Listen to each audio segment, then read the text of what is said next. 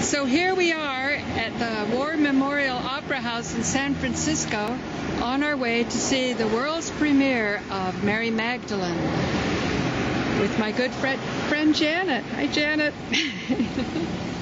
Oh, we can go.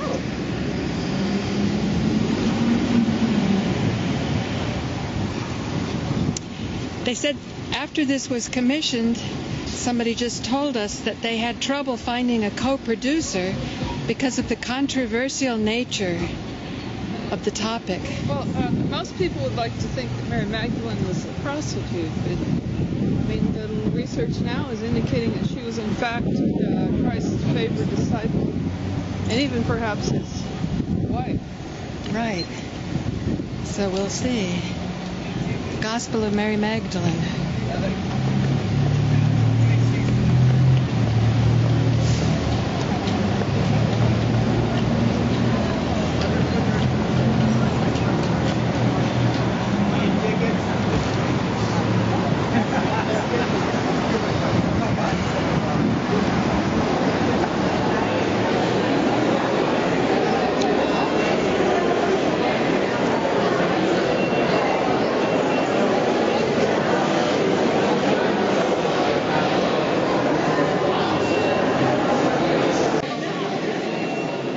It interesting that we went to the Taj Mahal, and that also has that, expansive feeling. What are your impressions so far? It's grand. And it says that it's part grand opera, part intimate passion play. Mark Adamos, the Gospel of Mary Magdalene, encourages us to all ask questions of an iconic story. The protagonists, the modern-day seekers who do not want to lose the story that has meant so much to them. Digging into history by setting the opera in an archaeological dig site in the Holy Land. The search for new meaning in a familiar story. Mary searches for meaning in her own life. Yeshua searches for what would become his inspirational message and philosophy. Miriam searches for a way to reconcile with a son who has denied her. Peter searches for a way to stay true to the movement while contending with a strong new female presence. Sounds like a lot of contemporary themes. Yeah, the Gnostic Gospels suggest Mary was a key player in Yeshua's movement. And regardless of an individual audience member's religious beliefs, the question Adamo raises seem well worth asking. What part of the story was left out? How would human history have been different if, as the Gnostic Gospel suggests, Yeshua's co-preacher and co-leader had been a woman?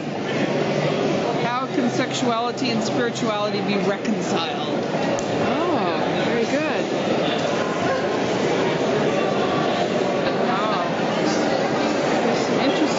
Here too.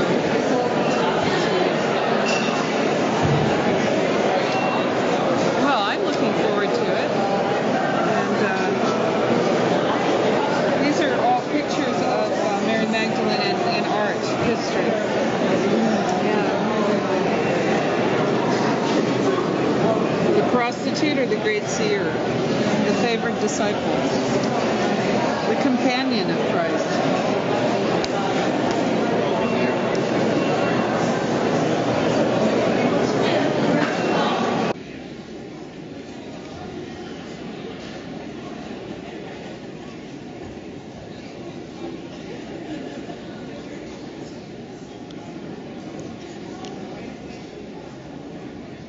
Still magnificent energy after the performance of Mary Magdalene. This was the world premiere in San Francisco, and both Janet and I were very, very moved.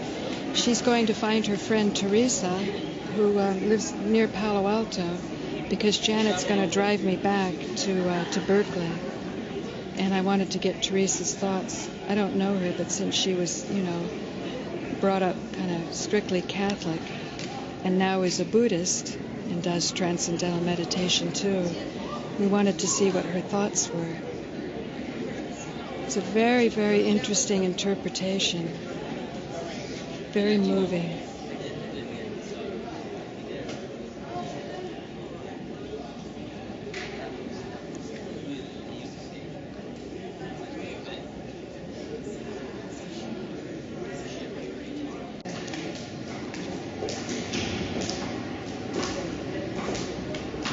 What did you think about it?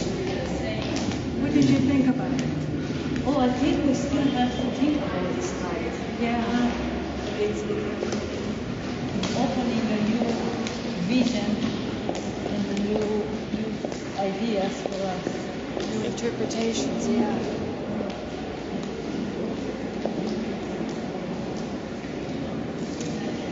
Well, I was trying to get people's thoughts right afterwards. I particularly wanted to find my friend Janet's friend, Teresa, who was brought up very Catholic and learned transcendental meditation, is now a Buddhist. But they're being very St. Peter about the whole thing, and they want everyone to go down for a discussion downstairs. Now I'm trying to find my friend Janet. So let's see what we will discover. But I really like what that lady said. We have to think about it, the interpretation. For sure this is big. For sure something's going on. And I think it's good people are cautious. It's almost like the story that was always whispered and now it's come out. But how accurate? Or is accuracy even the issue?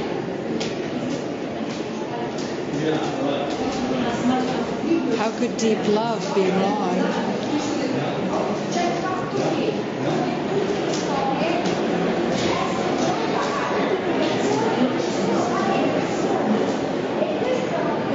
I'm so glad I saw it, and it's so interesting that Janet, who took me to see the Taj Mahal, and it was such a big experience for me because in order to do that, I had to go off the program and, break the rules. And yet Janet said, how can you come to India and not see the Taj Mahal?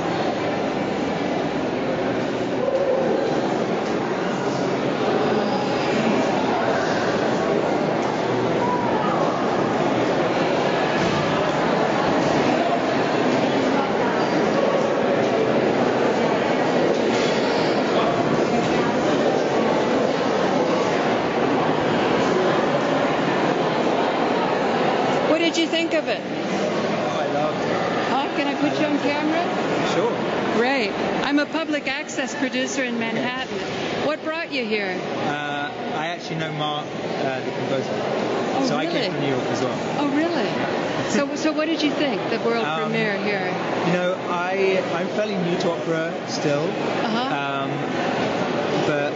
So I'm still finding my feet with that. I was really just carried away with, got really swept up in the story. And really, Right. Are you, were you brought up in a strict religious way? Or? No, I went to a religious school where we studied religious texts and went to chapel a lot, but I don't sort of identify as being particularly religious. Yeah. Do you think it's going to cause a lot of fervor and uproar and controversy? I think it depends. It depends how strict someone is with their own religion. I think even if you're a very religious person, you can still be touched by love. Still be touched by the story, right. And maybe even begin to understand that religion doesn't have to be about reading every word perfectly, Yeah. and the text is about interpreting the words in your own way. Wow. It's a story of love, and I think it's just a beautiful story in its own right. So. Thank you. Can you say your name again? My name is Stephen. Stephen, thank you. Bye.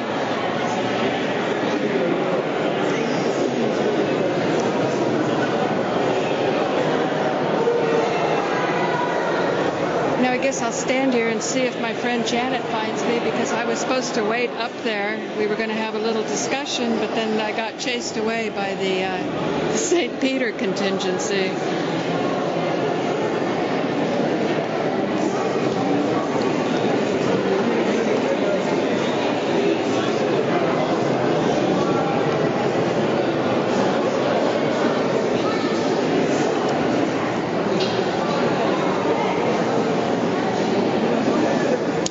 So, Janet, what did you think? Oh, it was so beautiful.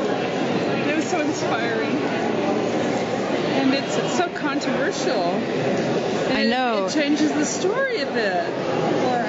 Right. But the music was so beautiful. The settings were so beautiful. The theater Peter was so beautiful. The characters were very nicely portrayed. You know, that Peter, the adamant one, it has to be this way. I know. I was saying the Peter contingency chased me away because I was waiting for you and Teresa to come back. Oh, But I couldn't find Teresa, and then I couldn't find you. yeah, but I guess you. I think she left. Somebody said they have to think about it, and I thought that was good because Yeah, it was, good, yeah. you know. I can't wait to see what the Catholic Church writes about it. They Yeah, always have something or practically anybody, because What? practically anybody, because a lot of people who have just sort of discounted Christianity or that story kind of have to reconsider it too. I mean, it sort of brings it all up again. Because recently I took a class in metaphysical Bible interpretation, and I began to study about what Christ had done and said.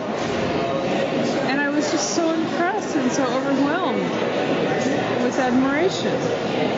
On the metaphysical level. Well, just what he had done and what he tried to do, and like how he exposed the Pharisees constantly. And it seemed as though they just wanted to have him over for dinner, and then he told them they were doing everything wrong. So he must not have been such a great dinner companion. Wow. Well, thank you. Go interview someone else. I'm sure there's many opinions. I'm kind of shy.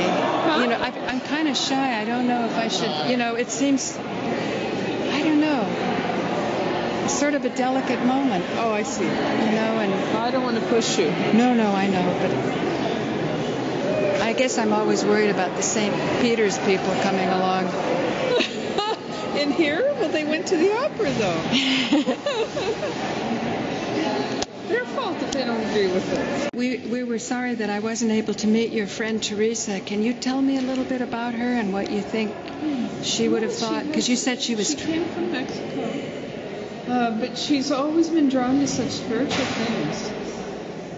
She met my friend Nancy, who taught TM in Guatemala. But she met her in the United States. She didn't meet her there. And my friend was exploring some kind of star psychology or something. I mean, it was something way out there. Some kind of New Age thing. And so Teresa went to one of her seminars that she organized. And so she joined some sort of Buddhist group. But she's always open to new spiritual things. Even though she goes to the Bhagavad Gita study group, she's constantly exploring new spiritual realities. She's an amazing person.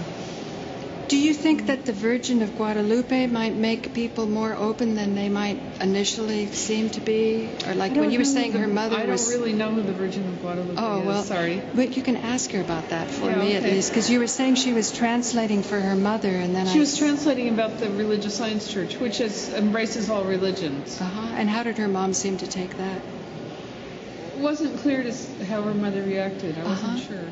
It'll be interesting. She wasn't reacting. Yeah. One way or another. But then we went to the Buddhist temple. With her mother or just... Yeah, with her mother. And what'd she think of that? She seemed to like that too. Well, maybe this Mary Magdalene message could be a message of unity, bringing people together, because the theme of the relationship between a man and a woman is so... Yeah. universal. Yeah. Should we carry on? Well, I like the idea that Jesus is a little more multifaceted than we thought. Yeah. You mean the one-dimensional goody-goody? But, there was that part of me, that the part that, went to the Presbyterian Church for a number of years, on my own. Not because my parents wanted me to, but because I wanted to. Oh, really? Yeah. So you've been a seeker all your life. Yeah. Because I thought maybe the Presbyterians had it for a while. And that Presbyterian part of myself was shocked. Oh, you mean at what we just saw? Yeah. Oh. The Presbyterian part of myself was saying, well, he wouldn't have made love to her before they were married. At least they would have gotten married first, right? And some part of me was going, oh my God. You mean if he was Jesus and he knew so much, he would know the future, so he would know, well, we have to be married first? Yeah.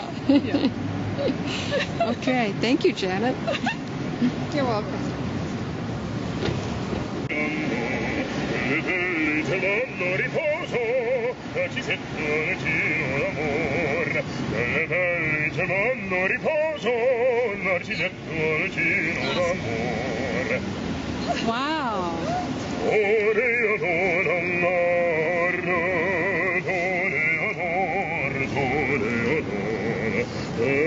Sto io mi sto già tu, non guardo ne torne con l'amor da tu ne ador, l'amor da tu. I think maybe you should have been the Jesus in this. Did you see the Mary Magdalene? No, I haven't seen it. Thank you. Well, I hope you do, and I think we should have a lot of different interpretations. Yeah, definitely. I'm gonna audition here one day. Good for you. What's your name? Tim. Tim. Blevins, yes. Thank you very much. Thank you. God bless you. God bless you. Wasn't that something?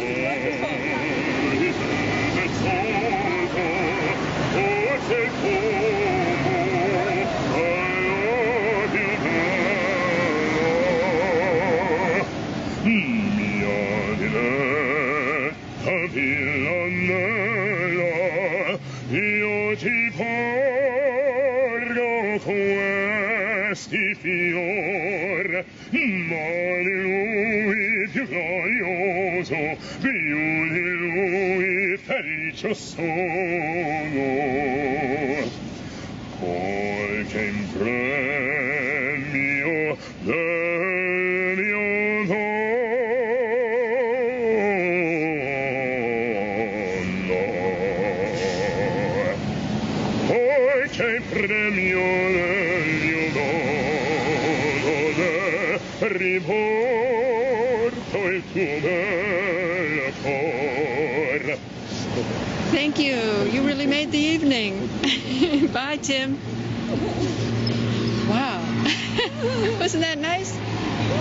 What did you think of the performance? Yeah? Careful. Burst into tears again. Oh. You liked it? Yeah. I saw my first opera here when I was 4 years old. Oh, wow. I'm a singer now. Oh, you are? In the opera? Yes, an opera singer. Oh, so you were expecting this then? Yeah. So I've been waiting to see it for a long time. And you obviously weren't disappointed. no, I wasn't. It far exceeded my expectations. What's your name? Ariel. Ariel? Yeah. You want to say your last name? We're going to be on public access television. Oh, sure. What's Ariel Downs. Oh, right. Well, we'll keep our eye on you. Okay, thank you. Thank you. What a wonderful evening. Are you all walking this way? Yeah. What did you think? I thought the singing was just beautiful. Yeah. And the story was, blows your mind, Yeah. you know. That's for sure. I think it was really well written and really well performed. Very good theater. Very nice sets. Yeah. Interesting, that first they'd be doing excavations, and then the people would emerge. And then the characters, to give depth to the character of Mary, the mother of Jesus, as well as Mary Magdalene. Yeah. And then Peter, I didn't notice things about Peter. Yeah. Of course, I know that some of it is conjecture, Right. but that's all right. Yeah. That's all right, yeah. The interpretation was one of love. Yeah. Had you seen any of the rehearsals because you're an insider? No, so this was your first I night. saw the set this morning, but that was it. And Uh-huh. I had heard an interview, or a part of an interview with Mark on NPR. Oh, yeah. But that was all. And I've read a bit about it. Who is Mark, anyway? I He's hadn't a heard of him composer. before. Huh? He's a composer. Yes. He's written. Very good composer, He's apparently. fantastic. He wrote Little Women, and he's written Strada. a couple operas. Yeah. He wrote Liza Strada. I think Uh-huh. those are his two probably most famous. Uh-huh. Before this one, Yeah. and I can't remember when Little Women premiered. I think it was. Oh no, I for sure. But I know at least one of the singers who was in the production this evening was in the premiere of Little Women. So he has some people. One of the Seekers, Stacey Tappan, was played Beth in Little Women. So you were here at 4 years old, so you're from an opera background, we would say. So my parents were very encouraging of music from a very obviously young age. I saw La Cenerentola when I was 4, and I stood up the whole time. And I was kind of just smitten from the start. What do you think they'll think of this? Are you crossing the street here? I'm up on the other side. We can of the go. car. Okay, we're down that way. Oh, great. We can do one more block while we find out what your parents think. I know they both were really envious when I said I was coming tonight. Oh. So I think they'll be excited to hear about it. What are some of your favorite arias? My favorite arias? Yeah. Oh, that's really tough. Well, the first one that comes to mind, I was just talking to a friend about this earlier, is Una voce poco fa from The Barber of Seville.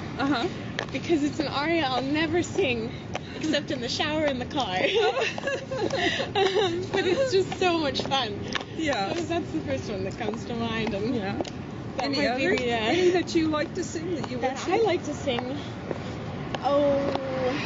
Don't run us into the things gosh, I don't know. She's kind of soft-spoken. I don't want to miss her voice either. One of my, I guess one of the arias that I sing quite often that I really like is actually an aria from Little Women. It's Beth's aria right before she dies. I just haven't seen that opera. Now I want to. Yeah, it's beautiful. It's really stunning. So that's the first one that comes to mind. And there's so many others, but my brain is completely wiped out from that experience. What was your favorite part? Oh, God. It's hard to say, huh? The whole thing it puts together, huh? Like when it started and then the rest of it. The whole thing. Did it surprise you? Yes. Yeah. Yeah. It did. I was surprised by the libretto. I was pleasantly surprised. I wasn't expecting verse, but how I do you really think the churches and the Catholic Church might react to this? I'm not sure. Yeah, I really don't know. Sure. I think. But I'm just glad that we're such an open society that we can make something like this right now. Yeah. How do you think your circles will think about it? Friends or people? Do you know any super religious people that might freak out? I'm not sure. I think. Or it might do the opposite. I think it's very respectful. Right. Yeah. And some people might not react that way, but yeah, I think it's done very, the word that comes to mind is tastefully. Yeah. It's kind of a strange word, but I think it's very respectful. And it might get people to look at the Bible again, too. Yeah. You know? Yeah. Go both ways. Yeah, and valid, too. Yeah. Yeah. Well, thank you so much. Yeah, thank you have a good evening, and my best wishes for your singing career. Thank you. It's going to be in Manhattan Neighborhood Network, farther down the rabbit hole with Paula Gloria. I'm Paula Gloria. Wonderful. Yes, so maybe you can Google it. Okay, yeah. Bye. Bye. Have a good evening. I hate to say Google it, but there must be some other way.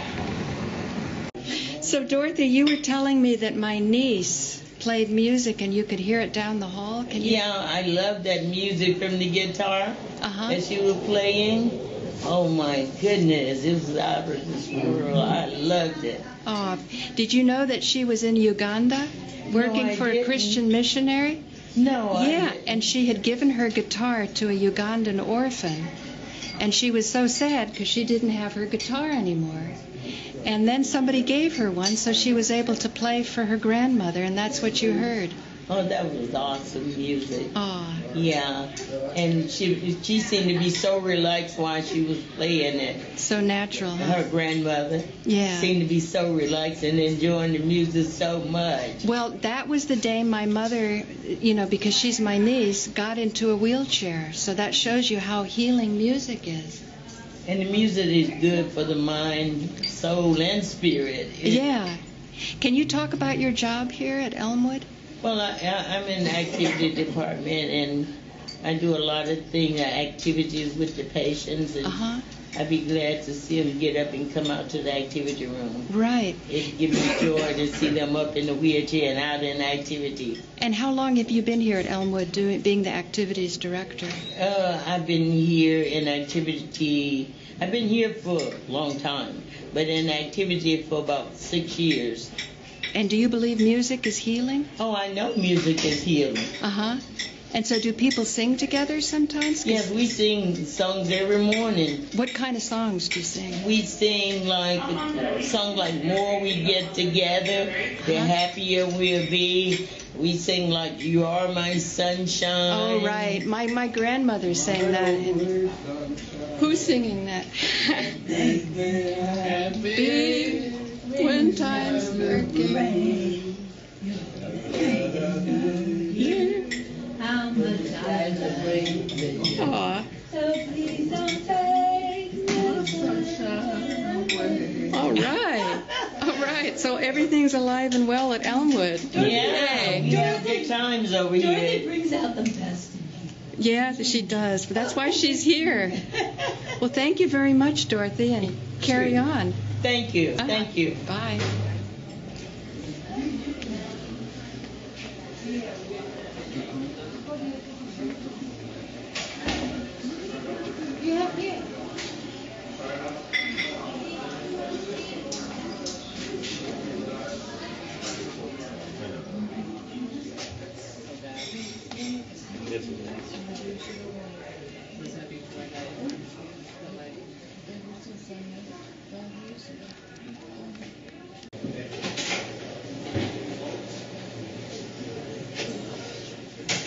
This is nothing but plain water. I want you to just wash your mouth off for me before I take your teeth out. Just take your tongue. Okay? That's what I'm going to do. You get your container. I want you to take your teeth out. And we can put them in here and I'm going to rinse them out. Rinse your mouth out. Whoa, look at it. See here? Yeah. Everything you've been eating.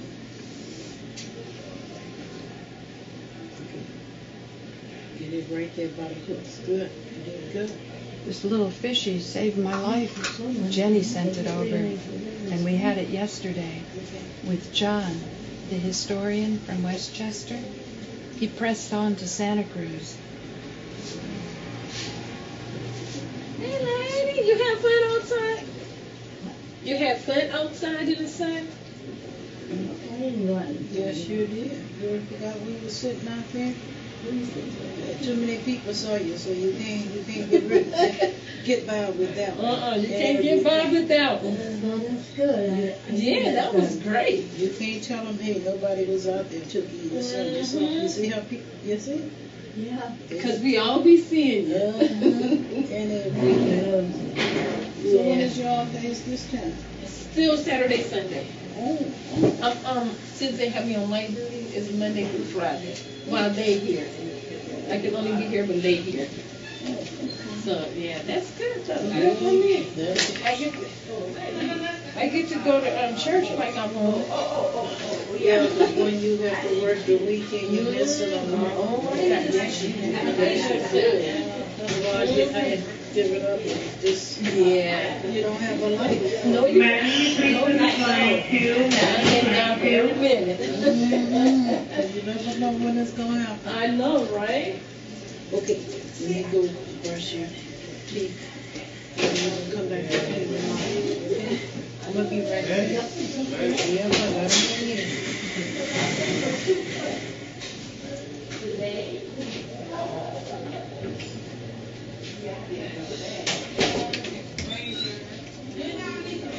Wow, you drank all of that?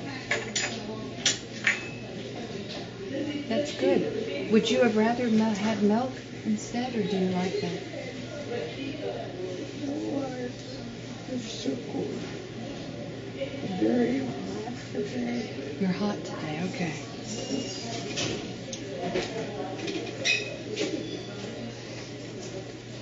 We can fix that.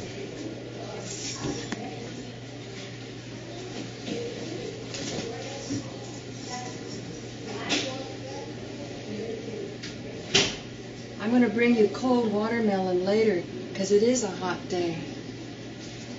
Do you want these off? Should I take them off? Yeah. Yeah, you are hot.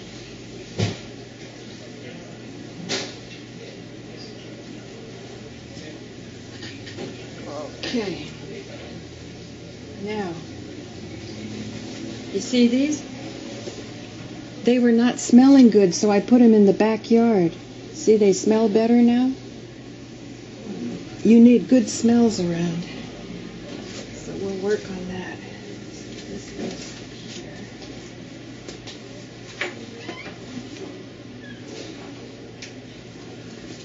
Oops, sorry.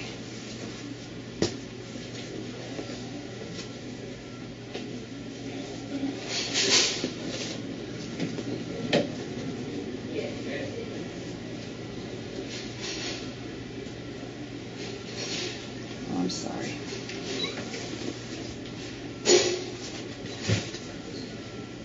Are you getting too cold?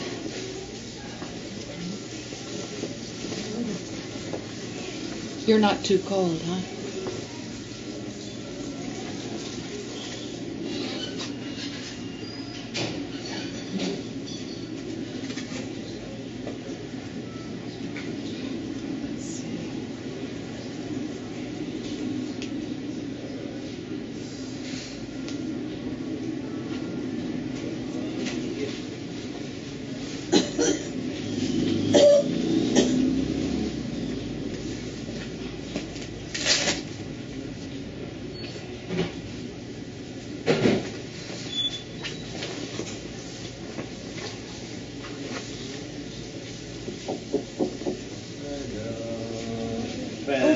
Can you help me?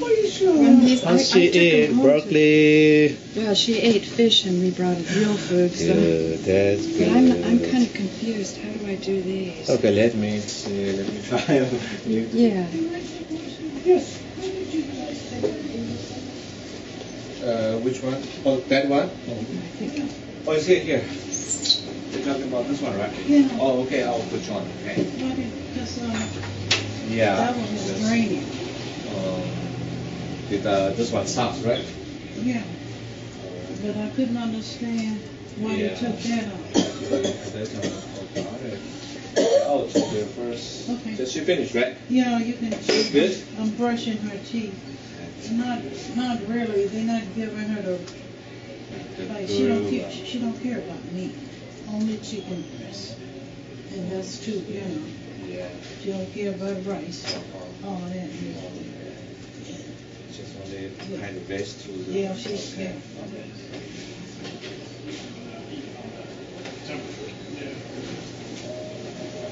Maintenance, Newton room 219A, please. Maintenance to 219A.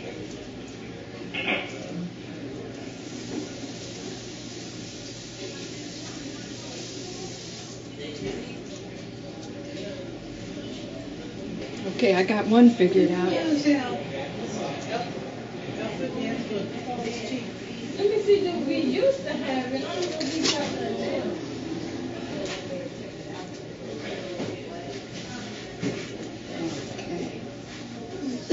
We got different.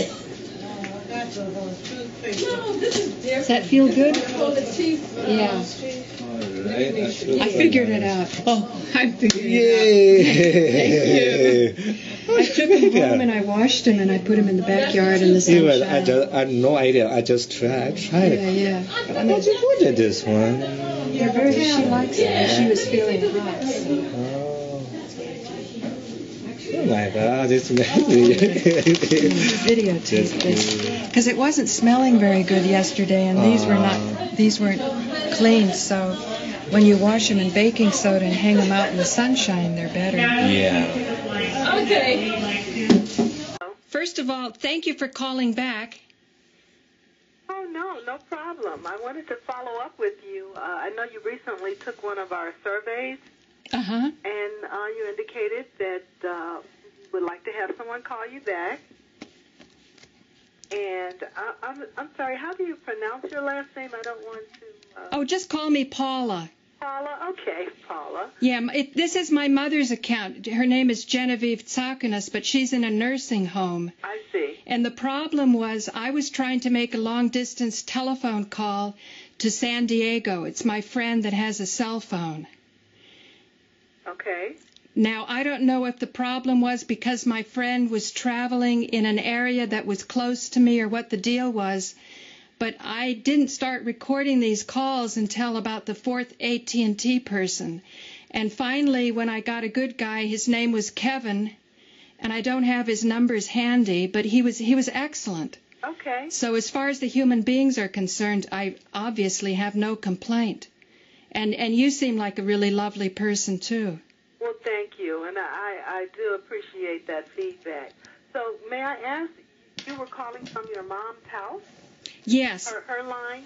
Right. To your friend in San Diego, and they had a cell phone?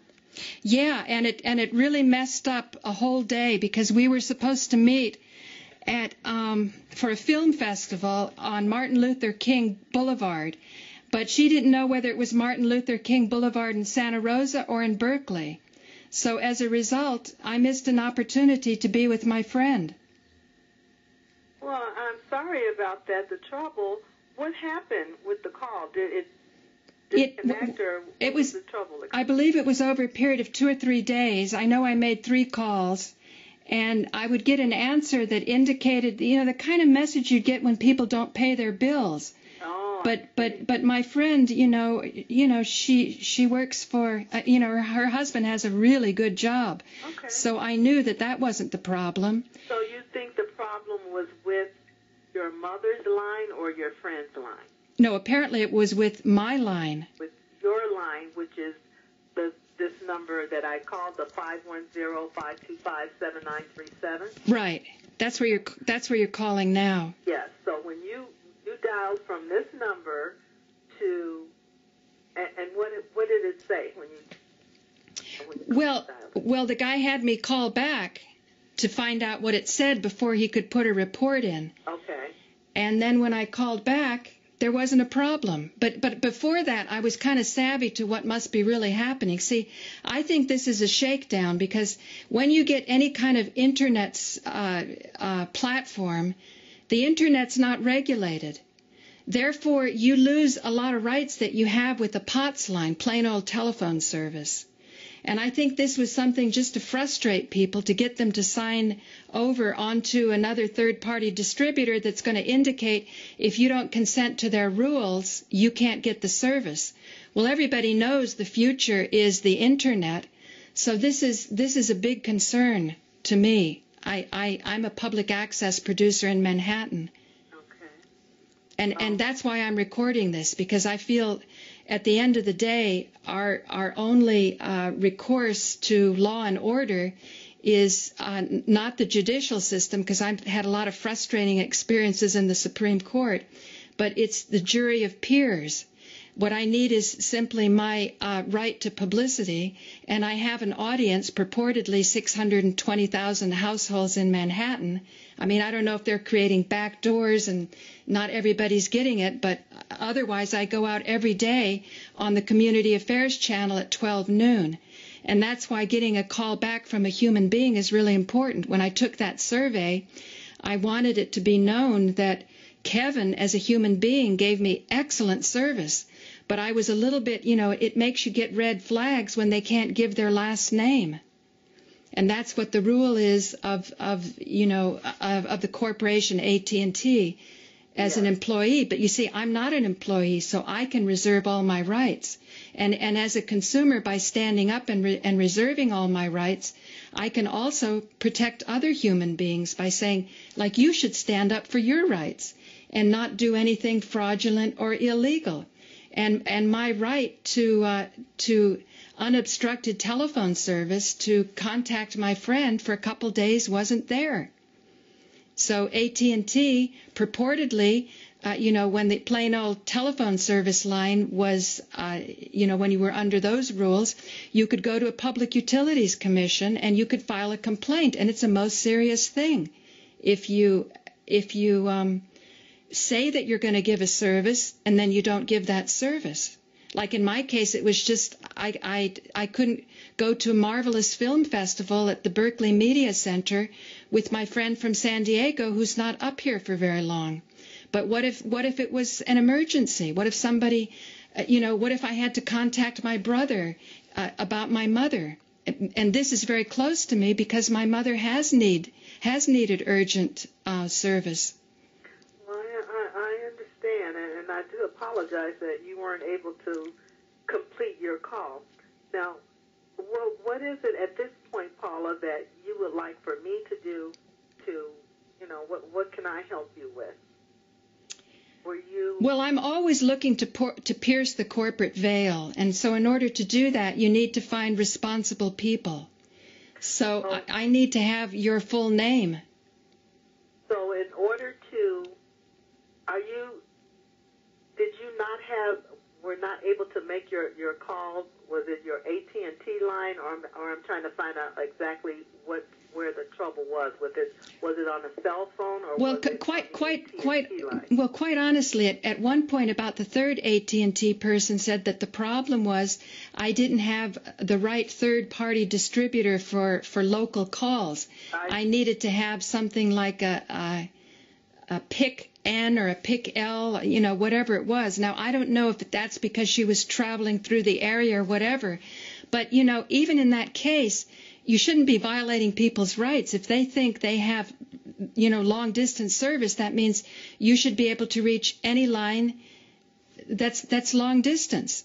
And the other problem is... Do you know what type of long-distance package that your mother has? Yeah, my mother has the most minimal because she never makes long-distance calls. So it's only $5 or $6, and then when you make a call, it's probably $1 a minute, something like that. Well, and so even if you were calling, within the 70-mile radius, it's still chargeable. You could still charge more money per call. That wasn't the problem. The problem was I couldn't make the call at all. That's the problem, and it's a big problem. And it's not my problem, it's your problem. And so I want to find the person that will follow up in writing and explain and account for what happened. Paula, may I have your last name? Yeah, it's the same as my mother's. And what's the best number to reach you back on? It's this number. This number. For the moment it is. Okay. But but let me give you my full name, okay? Okay. My full name is Paula. My middle name is Gloria, Gloria. Yes. My maiden name is Tsakonas, Tsaconas. Okay. And my married name is Barton, Barton. And my claim to fame at the moment is I've got a case running at the Supreme Court, Barton versus Chase. So I'm self-taught. I never used any lawyer, and I just am a person that stands up for my rights. I'm very concerned about how monopolies are hidden with a lot of distracting stories, and I think that all of us can work together. And every single AT&T human being has been excellent. Well, that's great. I'm happy to hear that. Yeah, and you included. Well, thank you so much for that. What I would like to do is have one of our customer advocates call you. Definitely, and I'll record it and I'll create a TV show out of it. Okay? I'm going to put in a request to have a customer advocate give you a call, and they'll be able to look in and see, find out what type of long-distance package or what area it covers and discuss that with you. Okay, great. And before you go, could I have your name or ID or whatever? My ID, I can give you my ID. Okay. It's E as in Irma, D9745. Okay, and then what number would I reach you? My telephone number you can reach me on is 847 847 898 898 7878. 7878. 7878. And am I correct in understanding you can't give me your full name, but you can give me your first name? Yes. What's your first name? Irma. Irma. Mm-hmm. Okay. Irma, it's been a delight to talk to you, and I really look forward to getting to the bottom of this for all our sakes. Well, thank you, Paula, and I hope to get this resolved for you as well. Okay. So I will put a request to have a customer advocate call you, and she'll be contacted. He or she will be contacting you regarding this. Wonderful. Thank you, Irma. You're welcome. You have a great day. Okay, bye. Bye. Okay. This situation, because I've got a public access television show in Manhattan, which goes out to 620,000 households, unless, of course, there's a back door or whatever, and that's why I'm intensely interested in this. Okay. Are you familiar with the case so far? I have some notes that I have. Okay. Are you an attorney? Am I an attorney? Yeah. Do you work for the bar? Are you a bar member? I work for AT&T. Okay. You work for AT&T, but are you a member of the American Bar? I am not. You're not. Okay, great. What's your name? My name is Jenny. Jennie? Y. Jenny. And do you have a last name? I can give you my employee ID number. Okay. Which is J as in Jenny. Uh-huh. G as in George. Okay. 1439. 39. Okay. And what number can I call you back on? You know what? I don't have a direct number. Let me see if I can get you a direct number. Can I just place you on a brief hold? Sure. Thank you. And also, I'm sorry, before we proceed, I do need to make you aware that this call is also monitored for training purposes. Right. I'm of course recording it for quality assurances too. That's fine. Thank you. I just needed to make you aware it's recorded on our end too. Sure. See if I can give you a contact number. Okay.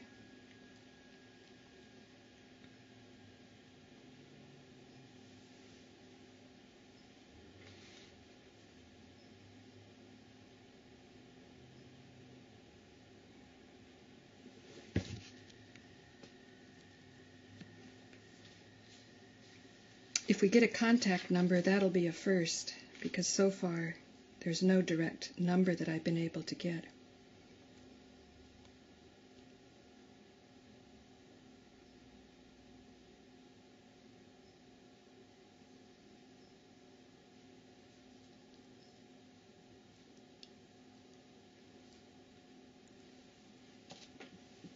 Okay, thank you so much for holding. I did go to my manager as well. Unfortunately, we do not have a direct contact number, but we can follow up with this. Okay, I wasn't expecting to get a direct contact number because if I can't even get a last name, I'm incapable of piercing the corporate veil here and finding a person that's accountable for the fact that a couple days I couldn't reach a certain number. And that seems like we have a POTS line, so we should be able to have recourse through the Public Utilities Commission. I know that probably won't exist once it goes over to a fiber optics line. And I have it all recorded. There's evidence that instead of solving my problem, somebody tried to sell me a triple play, which I know goes over the Internet where it's very murky about my rights. But I am believing as I'm working through this process, we don't actually need to regulate the Internet. What we actually need to do is make people aware of their rights. So if a telephone service was brought to this home, and it's been brought to this home under this number for at least 50 years, that number hasn't changed for 50 years. It's gone to 921 Grizzly Peak. I know it because I've lived here since I'm 4 years old and I'm 57. I'm 61. So it's probably 57 years. So you see what I mean? I do, yes. So now to be thrown onto the Internet is a little bit dizzying, and to take something like AT&T and long-distance service, it's always been as good as gold. Granted, my grandmother lost all her AT&T stocks in the Enron fiasco, but again, I believe that could have been resolved if people understood their rights. So that's the problem. I tried to call a long-distance number. It took me 3 AT&T people. The last one, extremely annoying, said that there was no way I'd be able to call that number, and it was my problem. I needed to call this other 800 number, which I know the technology exists. You can make that number be whatever you want it to be. That particular time, what it was it was experiencing too much volume. So I knew I wouldn't be able to get any satisfaction that way, and I just started all over again, because the first guy honestly told me that this had to be a repair problem. Now, I know in the future, for quality assurances or training purposes or whatever, you're going to make sure that employees never say such a thing. But believe me, until employees can give their last name, we've got a problem here. Once employees can give their last name and know that they are personally accountable and liable, and that there are aware citizens out there, or people who still honor the rights that they have under the Constitution and the Bill of Rights, if it's known by employees like yourself that people like us, consumers, really care about this, then you can go to whoever's telling you to do these things and say, I'm not going to do it anymore. But as long as you have an employee identification number, you can keep getting your paycheck. And I know as I go higher up the chain, I get more and more sophisticated people. Kevin, all the people have been excellent. This is not a problem of somebody not caring enough. This is a really serious problem of rights abuses. And the fact that for over 50 years it was expected that telephone service coming to this location would be good. And it wasn't. I couldn't even get a long-distance phone number called. And on the Internet, it can be even a bigger problem because people don't understand their rights. Well, I definitely apologize that you had trouble with trying to get through to that long-distance number. Do you by any chance have the number that you were trying to get through that you were having trouble with? I don't have it on me right now. Is it necessary? I'm sure it's in my records. I'm actually in the repair department, so in order for us to try to determine if it's a repair issue, it helps to have an example number and... Okay, hang on. I'll go get it. Okay. Hang on.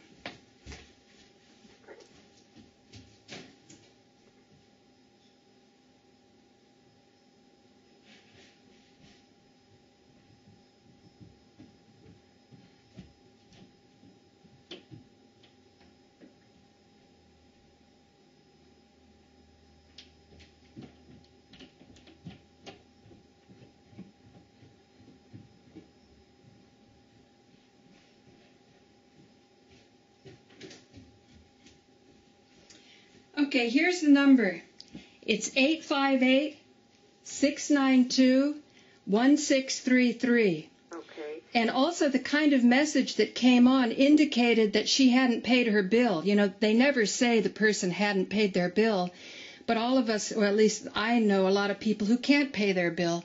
And you get that kind of message. So you figure that's the person's problem and you shine it on and you don't do anything. But I knew that this person pays her bill. So I had my sister relay a message to her, and I said, I'm going to be at the Berkeley Media Center for a film festival at, I think it was 2239 Martin Luther King Boulevard. Well, it just so happens she was in Santa Rosa, so she didn't know if it was Martin Luther King Boulevard in Santa Rosa or in Berkeley. And so a friend who I rarely get to see, I missed an opportunity to see her. Oh, goodness. Yeah.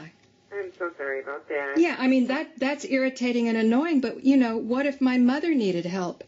Right. What if it was an emergency? What if my brother had a cell phone or I had a cell phone from New York and it was determined that the third AT&T person told me that I needed to get a PIC N or a PIC L. It was so feeble and so lame, and I guarantee you 80% of the people just would have dropped off and given up by then, because that's what a lot of people are doing. They're just giving up. And then there's all this baloney story going on about Homeland Security listening to numbers and getting up this big bad database. It's all about deceiving people about a monopoly. That's all it is. It's just about picking your pockets. It's so frustrating. Well, I at least want to make sure I can help you with this trouble that you were having. Well, if you can, this number. Are you still... if you can help me, you can probably stop war with China. That's how bad it is. Are you still unable to call that number? Of course not. You are able to call it now? Yes, I'm able to call it, but I was able to call it with Kevin. Kevin should have written that down in his notes. It's just that when the survey came later, I knew it wasn't a survey. I knew in law it was showing that you're going to be accountable. So I kept pressing all the right numbers to say, I do want to speak to somebody. But with all respect to you, Jenny, and your ID number, you still haven't, I still don't have somebody with the last name, somebody who's accountable in court. And I'm not even talking about these Dun and Bradstreet registered courts that work through the Bar Association. I'm talking about the court of public opinion. So I can start sending out letters in my community and say, so-and-so is doing this, and people can start to see what the fraud is, because it's fraud. Yeah, and just with our policy here, we're not allowed to give out our last names. No, I know, but you know the way you do it. One lady said, we don't allow you to record. Now, I'm sure that if I recorded it and went into one of these Dun and Bradstreet courts with a bar attorney, they'd say, they'd throw it out and say that you can't use it. But, I've already been through that. I know that. And it's going to be the court of public opinion. So this is probably going to be the last call that I'm going to be getting from AT&T, because I doubt anybody at AT&T has the balls to come out and stand up and say, I'm the person. Because at that point, I would have been successful in piercing the corporate veil. I would have been successful in going against all of the spin, whether it's left media or right media. Democracy Now! Is doing this Snowden guy who's supposed to have spilled beans on all of this surveillance that the government's doing. I think that's baloney. And I'm just saying, pass it on to all of your other employees and say, there are consumers out there who care. They care about their rights. And they know that in standing up for their rights, they're also going to help out all the employees who could be whistleblowers. This is not right, what's happening. And what you're doing for training purposes, I dare you to use this for training purposes. Because I'm saying anybody that's listening to this, are you going to train them to tell people like me that I don't have rights? That I don't have the ability as a free person to contract with whomever I choose?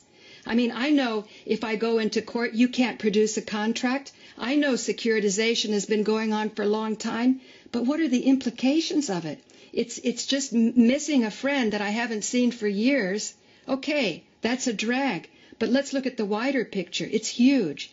I found out that our electric power plants have been sold off. When my electricity was illegally turned off in Gramercy Park, New York, one of the most exclusive areas of New York, they had an employee identification number. Okay, I filed a complaint at the Public Utilities Commission. They read it back to me on the telephone. Excellent.